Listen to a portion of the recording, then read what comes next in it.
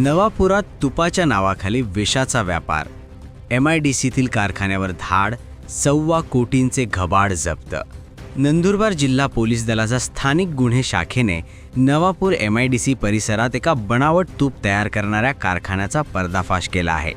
या धडक कारवाईत पोलिसांनी तब्बल 1,46,56,370 रुपयांचा मुद्देमाल जप्त केला असून सुरत येथील एका संशयित आरोपीला ताब्यात घेतले आहे.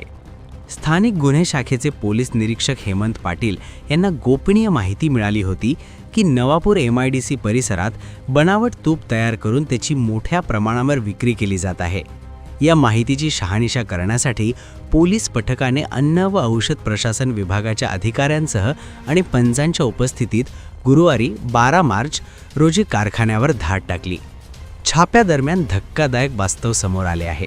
कारखान्यात पाम तेल, वनस्पती तूप आणि विविध घातक रासायनिक पदार्थांचा वापर करून गाईच्या तुपासारखा रंग आणि वास निर्माण केला जात होता.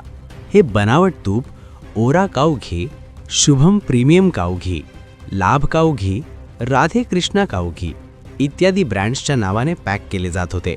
पोलिसांनी घटनास्थळावरून पाम तेल, बनावट तुपाने भरलेले डबे, मोठ्या स्टोरेज टाक्या, पॅकिंग आणि printing machines, boiler, electric Motors आणि गॅस सिलेंडर असा एकूण 1,46,00,000चा मुद्देमाल हस्तगत केला आहे. या प्रकरणी राकेशभाई ईश्वरभाई भरतिया वय 47 राहणार सुरत, गुजरात याला अटक करण्यात आली आहे. मानवी आरोग्यास धोकादायक ठरणारे हे भेसळयुक्त तूप विनापरवाना बनवल्याबद्दल त्याच्यावर नवापूर पोलीस ठाण्यात भारतीय न्याय संहिता कलम 123, 274 आणि अन्न सुरक्षा व मानके कायद्यांतर्गत गुन्हा दाखल करण्यात आला आहे.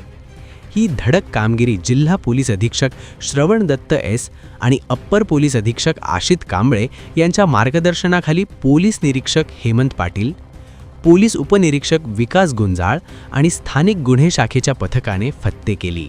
पोलिसांकडून आवाहन करण्यात येत आहे की ग्राहक सावधान, बाजारात तूप खरेदी करताना ब्रँडची खातरजमा करा. अत्यंत स्वस्त दरात मिळणारे तूप आरोग्यासाठी घातक असू शकते.